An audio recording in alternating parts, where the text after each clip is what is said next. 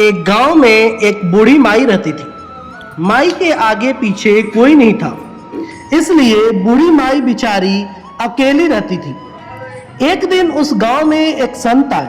बूढ़ी माई ने महात्मा जी का बहुत ही प्रेम पूर्वक आदर सत्कार किया। जब महात्मा जी जाने लगे तो बूढ़ी माई ने कहा, महात्मा जी, आप तो ईश्वर के परम भक्त हैं, कृपया करके मुझे ऐसा आशीर्वाद दीजिए जिससे मेरा अकेलापन दूर हो जाए। अकेले रह रह के ऊब चुकी हूं। तब उन महात्मा ने मुस्कुराते हुए अपनी झोली में से बाल गोपाल की एक मूर्ति निकाली और बुढ़िया माई को देते हुए कहा, माई ये लो, आपका बालक है, इसका अपने बच्चे की तरह प्रेम पूर्वक लालन पालन करती रहना। बुढ़िया माई बड़े लाड प्यार से ठाकुर जी का लालन पालन करने लगी। एक दिन गांव के कुछ शरारती बच्चों ने देखा कि माई मूर्ति को अपने बच्चे की तरह लाड कर रही है। नटखट बच्चों को माई से हंसी मजाक करने की सूझी। उन्होंने माई से कहा, अरे मैया मो सुन, आज गांव में जंगल से एक भेड़िया घुस आया है जो छोटे बच्चों को उठाकर ले जाता है और मारकर खा जाता है। तू अपने लाल का ख्याल रखना, कहीं भेड़िया उसे उठा न ले जाए।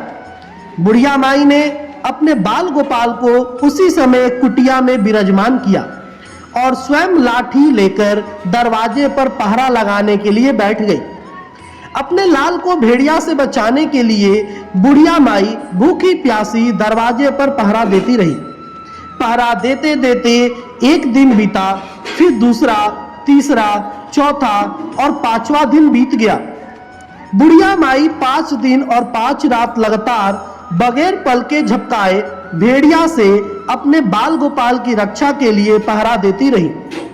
उस भोली भाली मैया का यह भाव देखकर ठाकुर जी का हृदय प्रेम से भर गया। अब ठाकुर जी को मैया के प्रेम का प्रत्यक्ष रूप से आस्वादन करने की इच्छा हुई।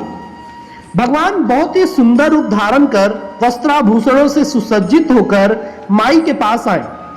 ठाकुर जी के पांव की आहट पाकर माई डर गई कि कहीं दुष्ट भेड़िया तो नहीं आ गया मेरे लाल को उठाने। माई ने लाठी उठाई और भेड़ियों को भगाने के लिए उठ खड़ी हुई। तब श्याम सुंदर ने कहा, मैया मैं हूं, मैं तेरा वही बालक हूं जिसकी तुम रक्षा करती हो। मैया ने कहा, क्या? चल हट, तेरे जैसे बहुत देखे हैं, तेरे जैसे सैकड़ों अपने लाल पर न्यौछावर कर दूं। अब ऐसे मत कहियो, चल भाग जा यहां से। ठाकुर जी मैया के इस भाव और एक निष्ठा को देखकर बहुत ज्यादा प्रसन्न हो गए।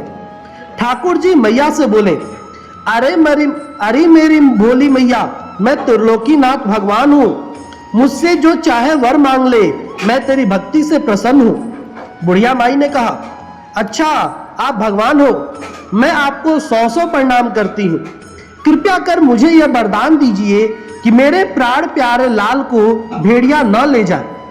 अब ठाकुर जी और ज्यादा प्रसन्न होते हुए बोले, तो चल मैया, मैं तेरे लाल को और तुझे अपने निज धाम लिए चलता हूँ, वहां भेड़ियों का कोई भय नहीं है। इस तरह प्रभु बुढ़िया माई को अपने निज धाम ले गए। भगवान को पाने का सबसे सरल मार्ग है भगवान को प्रेम करो, निष्काम प्रेम, जैसे बुढ़िया माई ने किया। हमें अपने अंदर बैठे ईश्वरीय अंश की काम, क्रोध, लोभ, मोह और अहंकार रूपी भेड़ियों से रक्षा करनी चाहिए। जब हम पूरी तरह से तन्मय होकर अपनी पवित्रता और शांति की रक्षा करते हैं तो एक न एक दिन ईश्वर हमें दर्शन जरूर देते हैं।